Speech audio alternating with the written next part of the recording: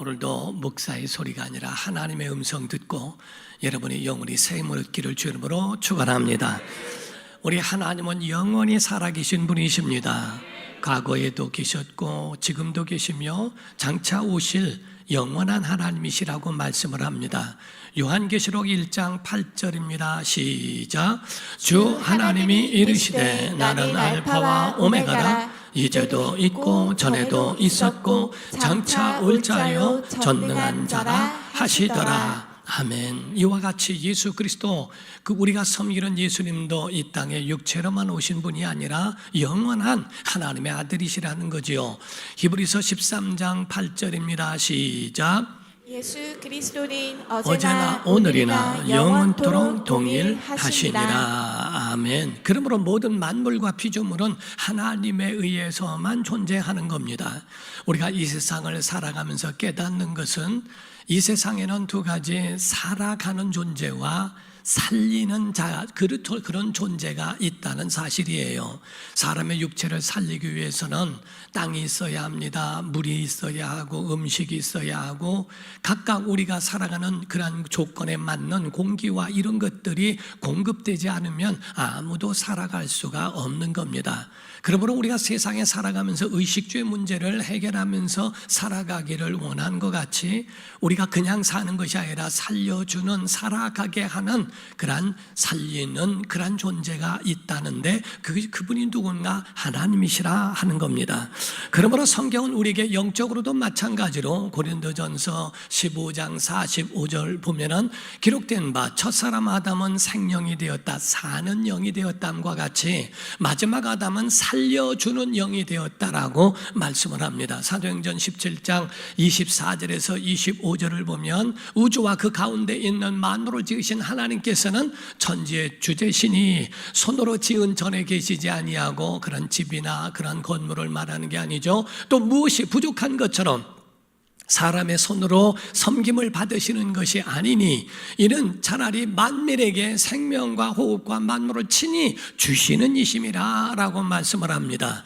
무릇 세상에 있는 종교에 있는 신들은 사람이 만든 신들입니다. 그러므로 신격화해서 나무나 하늘, 배, 해, 달, 별 이런 모든 나무와 이런 것들에게 신격화해서 그래서 그거를 섬기는 일들이 많습니다. 사람이 존재하지 않으면 그들도 존재하지 않는 경우가 많습니다. 그러나 성경에 하나님은 무엇이 부족한 것처럼 사람에게서 주시고 빼앗는 분이 아니고 차라리 호흡도 주시고 생명도 주시고 은혜도 주시는, 친히 주시는 하나님이라고 말씀하십니다. 그분에 의하여 우리가 살아가는 걸 믿기를 주님으로 축원합니다.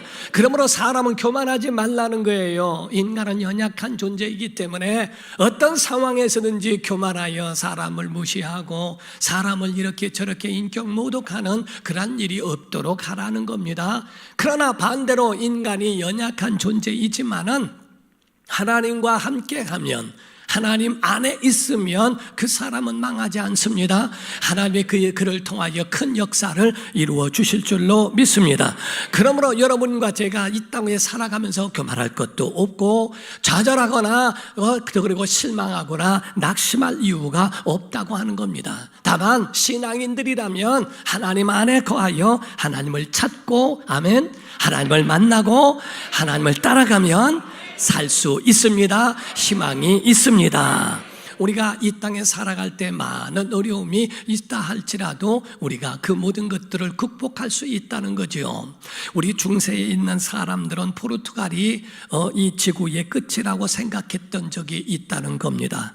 스페인령에 속해 있는 리스본이라고 하는 항구 도시가 있는데 거기에는 큰 바위가 있다고 그래요. 그 바위에 새겨져 있는 글귀가 있는데 그 글귀에는 여기가 끝이다, 그리고 저 너머에는 아무것도 없다라고 그렇게 글귀가 쓰여져 있었다고 하는 겁니다. 그러나 1492년도에 콜럼부스라고 하는 이 한 사람을 통하여 이 이론이 이것이 완전히 바뀌어버리게 되었다는 거죠. 그러므로서 그 이론에 의하여 사람들은 다시 그 말을 교정하게 되었습니다. 그 글귀에는 여기가 끝이 아니다, 저 너머엔 위대한 희망이 있다 하고 이렇게 이야기를 합니다. 사랑하는 성도 여러분, 여러분과 저는 이 땅에 살아가면서 많은 어려움을 겪고 그 어려움을 당할 수가 있다는 겁니다. 그러나 그 가운데서도 절망하는 사람이 있기도 하고 어려운 상황이 있지만은 그래서 포기하는 사람이 있고, 어떤 사람은 그 절망 가운데서도 희망을 노래하는 사람이 있다고 하는 겁니다. 절망 중에 있고 포기하는 사람들은 불행하게 일평생 살아갑니다. 그러나 그 가운데에 희망을 노래하고 그 절망 가운데 희망을 보는 사람들은 결단코 낙심하지 않습니다. 그의 모든 삶에는 행복이 있는 줄로 믿습니다. 그래서 여러분은 포기하는 불행한 인생을 살겠는가, 어떤 선택을 하겠냐는 거예요. 아니면 절망 가운데에 희망을 보며 살아가는 행복한 삶을 살겠는가, 여러분의 선택에 달려있다 하는 겁니다. 우리가 같은 세상에 살지만은 다른 세상에 사는 사람이 있습니다. 이는 다시 말하면 어두운 세상, 마귀가 주관하고 있는 그런 세상에 사는 사람도 있다는 거지요. 어떤 사람은 도둑질을 하며 살아갑니다. 그에게 묻기를, 아니 왜 도둑질 하면서 그렇게 세상을 살아갑니까? 라고 물었더니 의외의 대답이 일어납니다. 이것 외에는 배운 게 없고 다른 길이 없다고 생각한다는 거예요. 배운 게 도둑질이니까, 배운 게 이것이니까 그렇게 살아갈 뿐이라는 이야기를 하더라는 겁니다. 사기치는 사람에게 왜 사기치는가? 다른 길이 없다고 하는 겁니다. 배운 것이 이것밖에는 없기 때문에. 율랑녀들이나 이런 사람들이 자기 몸을 팔면서 생계를 이어가는 것이 안타까워 물으면 다른 거에 대하여 생각도 해본 일이 없고 다른 길이 없다고 여겼기 때문이라는 거죠. 세상에 다른 기쁨과 행복이 없다고 여기니까 술로 달래며 술과 이런 것들로 중독되어져 사는 사람들도 왜 다른 길이 없다고 생각하니까. 그러나 단언컨대 다른 길 있습니다. 예수 안에 생명이 있습니다.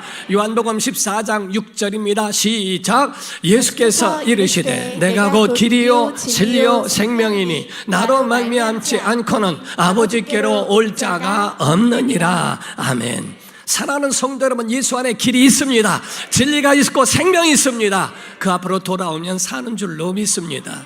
어떤 시골 청년이 친구에게 말했답니다. 야, 나 돈 벌러 서울에 가려고 그래 했더니 그 친구가 한심한 표정을 지으면서 야, 서울이란 곳이 어떤 곳인 줄 아냐? 물 한 병도 사 먹는 곳이래 하고 얘기를 했답니다. 그때 그 시골 청년은 얘기하기를, 거봐 물만 팔아도 부자 되잖아 하고 얘기하더라는 거지요. 한 사람은 소비성을 말하고 있고 한 사람은 생산성을 말합니다. 한 사람은 안 되는 걸 말하고 있고 한 사람은 되는 방법을 같이 그 가운데 똑같이 앉아 있어도 생각과 말과 그 모든 삶이 다르더라고 하는 거지요. 어떤 지혜자가 길을 걸어가는데 어떤 청년이 길에 넘어져서 거기서 막 펑펑 울고 있더래요. 아니 당신은 왜 거기서 울고 있느냐 그랬더니, 아니 내가 여기서 넘어졌는데 편말을 봤더니 여기서 넘어지는 자는 3년밖에 못 산다고 했다고, 이걸 어쩌면 좋겠냐고 울더라는 거죠. 그때 그 지혜자가 말하기를, 3년밖에 못 살면 100번 넘어지면 300년 살겠네. 여기서 계속 넘어지면 되겠네. 한 번 넘어지면 3년이니까 100번 넘어지면 300년 살지 않겠나? 똑같은 상황 속에서도 좌절과 절망이 있는 사람, 똑같은 상황 속에서도 다시 한번 일어날 수 있는 소망의 사람이 있다는 겁니다. 사는 길 있습니다. 예수 안에 길이 있습니다. 오늘 본문 말씀을 보더라도 빈들이에요. 아무것도 없는 곳이에요. 절망 가운데 있을 수 있고 아무런 소망이 없는 빈들에서의 그 일을 보고 있습니다. 예수님을 따라서 나온 사람들이 있습니다. 그 가운데에 예수께서 보리떡 5개와 물고기 2마리로 5,000명, 그것도 여자와 아이 외에 5,000명입니다. 그렇다면 15,000명, 2만 명 정도의 사람들을 그 빈들에서 먹이신 사건을 기록하고 있는 것이 오늘 본문 말씀의 내용입니다. 예수님이 이 땅에 오실 때 영혼만 구원하신 게 아니에요. 우리의 육체도, 우리의 환경도, 우리를 위경에서도부터도 건져주시는 걸 믿으셔야 됩니다. 많은 사람들은 우리가 예수 믿으면 구원만 받는 줄로 생각하고 내 삶은 내가 원하는 대로 살고 마지막에 죽으면 천국 가겠지, 이렇게 여기는 사람들이 많습니다. 아닙니다. 예수님이 이 땅에 오신 것은 전인적 구원입니다. 영혼도 구원하고 우리의 육체도 고쳐주실 것이고 우리를 위경에서부터 건져주실 거라고 말씀합니다. 시편 107편 20절입니다. 그가 그의 말씀을 보내어 그들을 고치시고 위험한 지경에서 건지시는 도다, 이렇게 말씀하죠. 시편 40편 2절입니다. 나를 기가 막힐 웅덩이와 수렁에서 끌어올리시고 내 발을 반석 위에 두사 내 걸음을 견고하게 하셨도다, 이렇게 말씀을 하죠.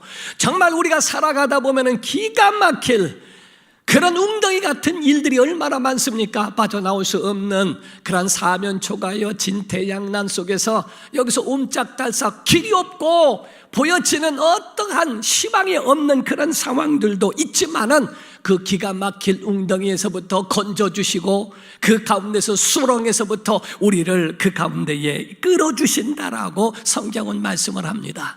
우리는 그 하나님을 믿어야 합니다. 우리가 성경의 본문 가운데 보게 되면 빈들이라고 누가복음 9장 12절에 말씀을 합니다. 시작.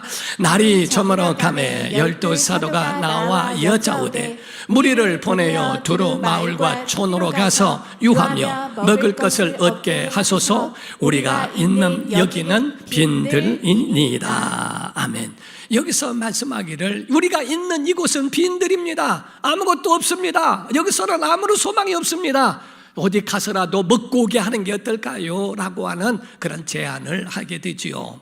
요한복음 6장 5절에 예수님 말씀하시죠. 시작. 예수께서 눈을 들어 자기에게로 오는 것을 보시고 빌립에게 이르시되 우리가 어디서 떡을 사서 이 사람들을 먹이겠느냐 하시니. 자, 예수님의 제자 중에 빌립이라고 하는 제자에게 물으셨다고 그랬어요. 야, 이 사람들 어디서 먹게 할까? 라고 하는 말씀을 했더니 이 빌립 제자가 얼마나 머리가 영특하고 빠릿빠릿하고 얼마나 빠른지 이야기합니다. 조금씩 받더라도 만약에 사람들에게 조금씩 받고 거치를 한다 할지라도 200데나리온이 부족합니다. 계산이 얼마나 빠른지 몰라요. 요한복음 6장 7절입니다. 시작.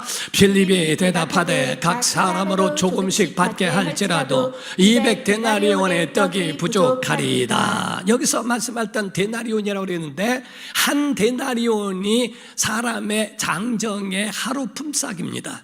그래서 오늘날로 말하면 10만 원에서 한 20만 원 정도를 이야기한다고 말을 합니다. 그렇게 되면은 200데나리온이라고 말하면 약 2천만 원 정도를 가지켜 말하고 있는데 조금씩 걷어서 헌금을 걷는다 할지라도 2천만 원 정도가 부족할 겁니다. 이 사람들을 어떻게 먹이겠습니까? 라고 하면서 아주 굉장히 정확한 것을 그 가운데에 그거를 진단하고 이야기를 하게 되더라는 거죠. 여기서 빌립의 문제가 있는 걸 아십니까? 빌립의 문제는 계산이 아닙니다. 계산이 잘못된 것도 아니고 그가 말한 이론도 맞습니다. 그가 잘못한 건 초점이라는 거예요. 그가 가지고 있는 생각은 인원수만 가지고 있고 사람만 생각하고 돈만 생각했지 주님이 함께 하시는 것을 몰랐다 하는 겁니다. 예수께서 가나의 혼인잔치에서도 물이 포도주가 되게 하신 그 사건을 봤건만, 예수께서 많은 병든 자들을 고치시고 많은 역사들을 행하시는 것을 봤건만 초점이 세상에 있고 가지고 있는 과거와 절망과 이런 빈들이라고 하는 상황 속에만 있었던 그 빌립의 잘못된 점은 이론과 생각이 잘못된 것이 아니라 초점이 잘못되어 있더라 하는 거지요. 신앙인이라고 한다면 주여, 주는 하나님의 아들이십니다. 하나님의 아들이시니 무엇이든지 가능할 줄로 믿습니다. 명만하시옵소서, 내가 순종하리라. 이것이 바로 신앙인들의 고백이라고 말할 수 있다는 거지요. 왜냐하면 이 말씀을 하실 때 요한복음 6장 6절에 말씀하신 것처럼 이렇게 말씀하시면 친히 어떻게 하실지를 아시고 주님이 하시려고 준비하고 계시고 빌립을 시험하고자 하십니다. 오늘날 하나님은 우리의 모든 상황 속에서 우리의 믿음을 시험하신다는 겁니다. 내가 이 상황 속에서 어떻게 살아갈 것인가? 믿음을 택할 것인가? 아니면 세상에 있는 그런 절망과 빈들을 바라보며 절망 중에 거할 것인가? 다른컨대 하나님은 가지고 있는 그런 모든 합리적인 사람들과 일하시는 것이 아니라 믿음의 사람과 일하신다는 것을 믿어야 한다 이 말이에요. 그러니까 사람들은 합리적입니다. 난 이건 이해가 안 되고 이건 저건 이해가 되고 저거는 받아들일 수 있고 저거는 동의할 수 있고 저건 안 되고 각각 가지고 있는 자기의 합리적인 사람 결단코 하나님 쓰지 않습니다. 하나님이 쓰시는 사람은 믿음의 사람, 그들과 일하신다는 거예요. 여러분, 죄와 은혜, 생명은 딱 두 가지로 나눌 수 있습니다. 죄는 하나님 떠난 게 죄고요, 생명은 돌아오면 살게 돼 있다 이 말이에요. 여러분, 오늘도 예배 가운데 돌아온 건 생명입니다, 은혜입니다, 능력입니다. 여러분, 어떤 상황 속에서도 주 앞에 돌아오기를 주 이름으로 축원합니다. 그래서 이성적인 법칙에 의하여 계산하고 불가능하다고 말한 이 빌립이 있는가 하면 그 가운데, 가능한 가운데에 정말 믿음으로 하나님 앞에 나온 안드레 같은 제자도 그 가운데 있더라는 거죠. 여러분, 교회 안에 빌립 같은 사람만 있다면 이적은 끝난 겁니다. 논리는 있고 그런 상황 속에서 조금 나은 발전적인 것은 있을지 몰라도 기적은 없습니다. 능력도 정지돼 버리고 맙니다. 교회 안에 빌립 같은 사람만 있을까? 아니면 진짜 하나님의 약속을 믿고 있는 믿음의 신앙인들이 있느냐 하는 겁니다. 문제는 어디에 있는 게 아닙니다. 사랑하는 성도 여러분, 문제는요, 그 문제가 어디에 누구에게 있느냐가 문제예요. 내 손에 있으면 도시락입니다. 주님 손에 있으면 능력의 씨앗이 됩니다. 내 손에 있으면 내가 해결해야 되고 주님 손에 올려놓으면 주님이 역사하실 겁니다. 그렇기 때문에 그 문제가 누구에게 어디에 그 문제를 두고 있는가? 기도라고 하는 게 뭔지 아십니까? 기도는 내가 갖고 있는 게 아닙니다. 기도는 내 문제를 주님 앞에 드리는 거예요.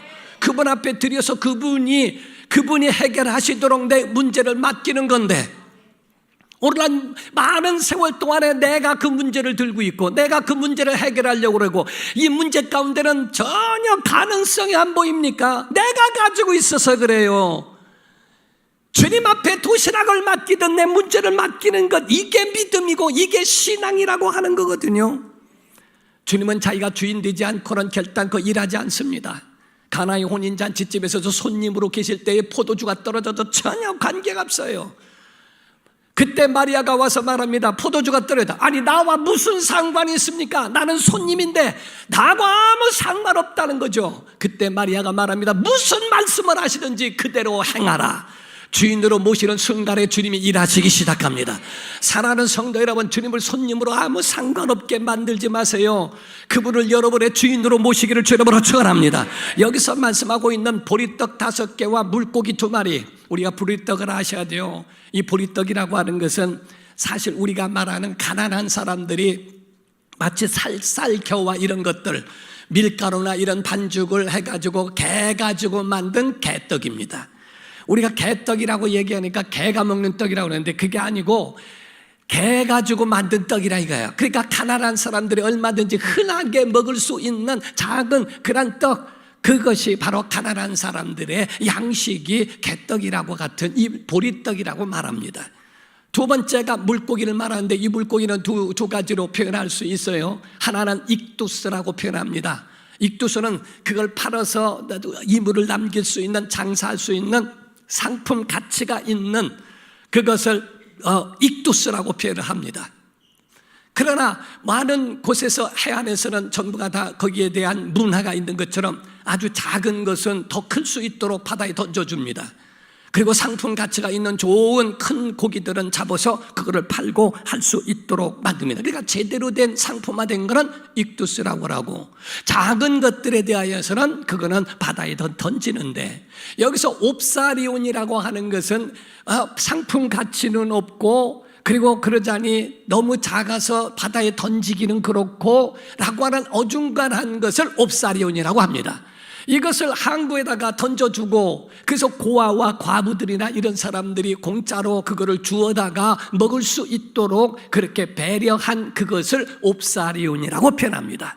여기서 말씀하고 있는 보리떡이라고 하는 건 개떡과 같고, 여기서 물고기 2마리는 익두스와 같처럼 상품화된 멋있고 아주 먹음직스러운 것이 아니라 옵사리온 같이 아주 작은 물고기 이 2마리를 그거를 보여준 것과 같거든요. 그거를 주님 앞에 내놓고 나와서 그것으로 이적을 베푸시는 하나님의 역사를 보게 된다 하는 거죠. 여기서 어린아이가 드린 것은요, 자기 생명을 드린 겁니다. 이건 헌신한 겁니다. 아주 작은 것 같지만은 그에겐 굉장히 큰 겁니다.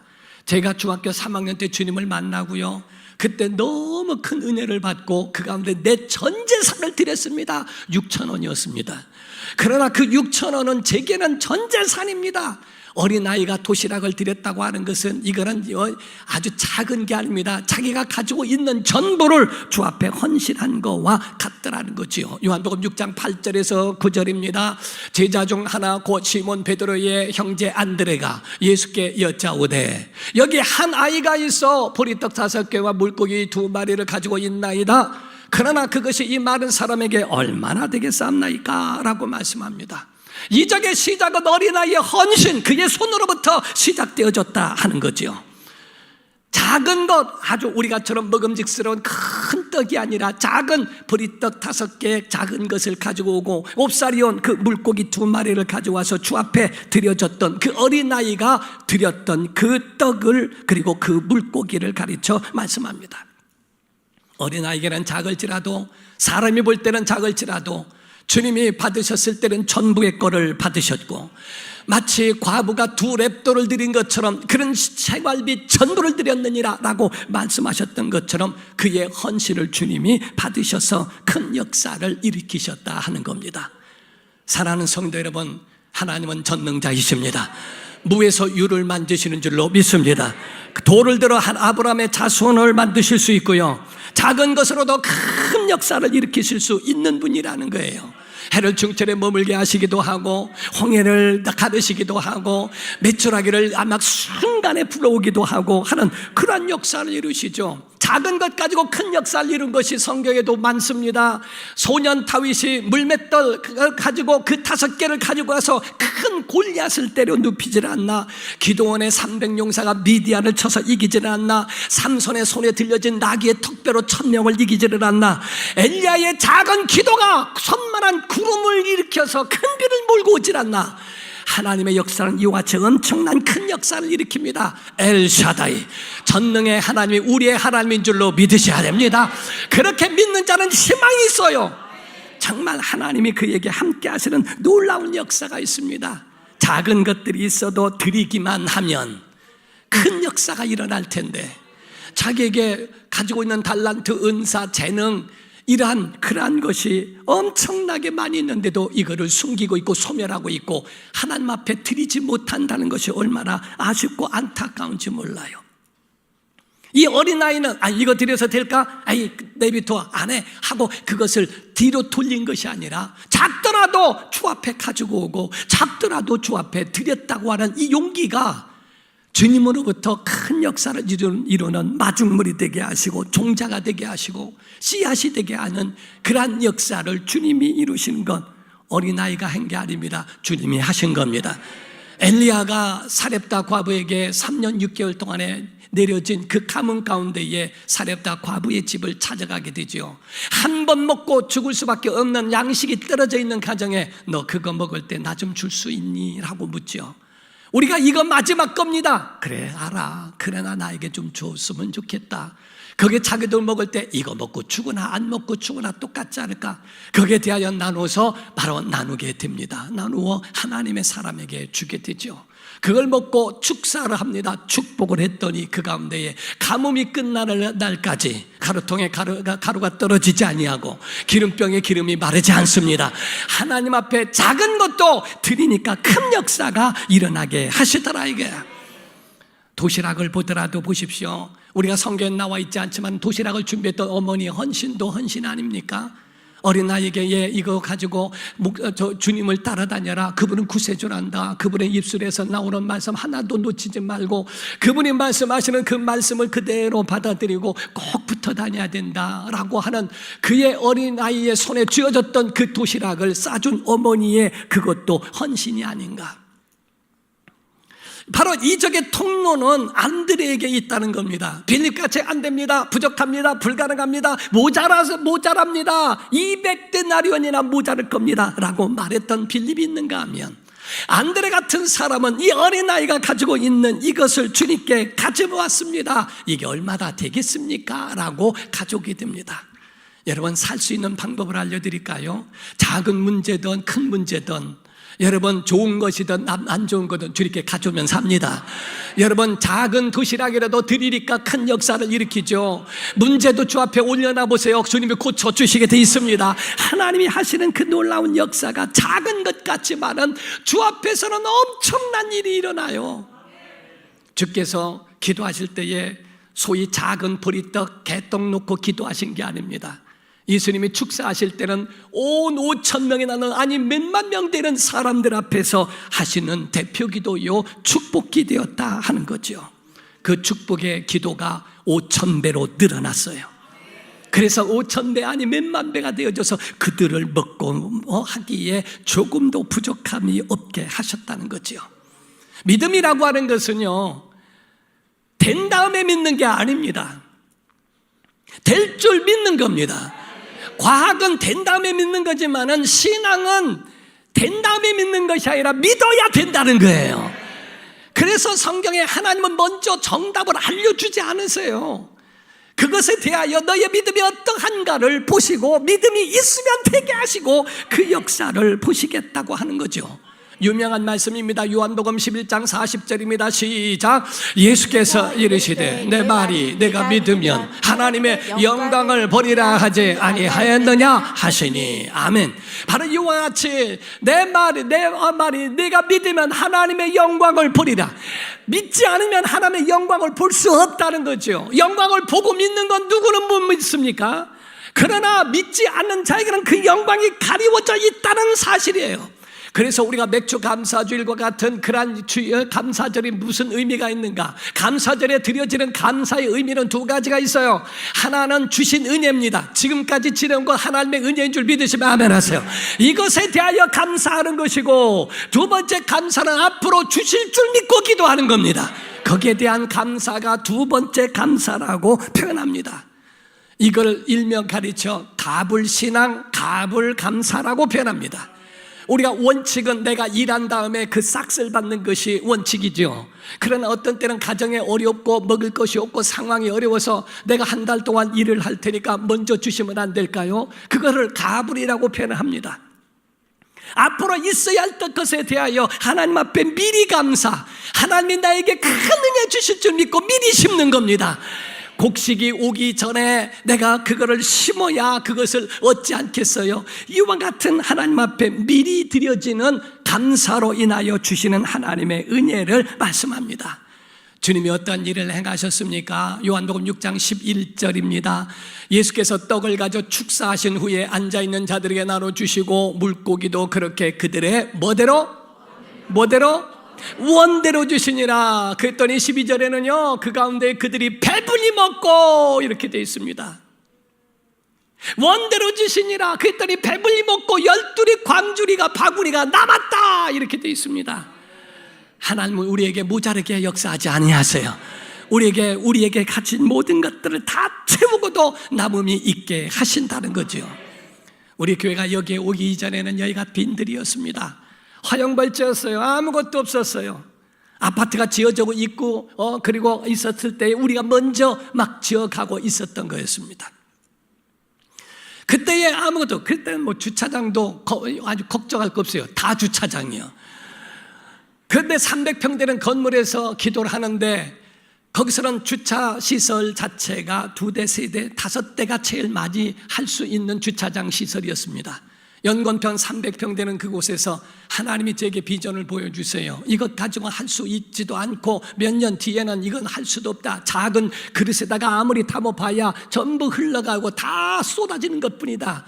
그래서 그거를 넓히기 위하여 하나님 비전을 보여주셔서 여기에 땅이 있다. 639평이라고 하는 땅을 하나님께서 알게 하시고 이곳을 사야 되는데, 여기에 대하여서는 우리가 돈을 만약에 만들어서 하려면 10년을 가야 됩니다. 그걸 만들어서 이 땅을 살려면 10년 가야 되는데 10년 뒤에는 이 땅이 또 뛰어가지고서 그 이상 살 수가 없어요. 그래서 대출로 사야 되는데 이걸 어떻게 할까? 그래서 성도들에게 하나님 앞에 기도하고 성도들에게 구했어요. 사랑하는 성도 여러분, 이자를 내야 되는데 2년만 여러분들이 감당해 주시면 우리가 건축할 수 있습니다. 거기 땅을 살 수 있습니다. 20만 원씩, 한 달에 20만 원씩 2년 동안만 여러분이 20명만 헌신자가 나와주시면 좋겠습니다. 일주일 안에 20명이 나왔어요. 정말 그분들이 헌신하는 마음으로 그 심었던 그것이 오늘날 여러분과 제가 예배할 수 있는 장소가 됐다 이 말이에요. 여러분, 빈들에 나온 것처럼 오늘 교회에 나온 성도 여러분, 절망 중에 있는 좌절 가운데 바라보지 말고 주님 보기를 주님으로 축원합니다. 주님을 바라보면 베푸실 하나님의 역사가 우리 안에 있어요. 그분의 은혜가 여러분과 여러분의 모든 삶의 주인 되시는 그분에게 여러분 자신을 맡기고 오늘도 하나님이 채워주시는 그 은혜에 감사로 표현하기를 주님으로 축원합니다. 기도하겠습니다. 이 시간에 기도할 때 하나님, 우리 안에 절망 가운데 살아나게 하소서. 은혜 중에 일어나게 하소서. 나를 믿는 자는 더 나 하는 일도 할 것이고 나보다 더 큰 일도 하리라 약속하셨으니 아버지, 그 약속을 믿습니다.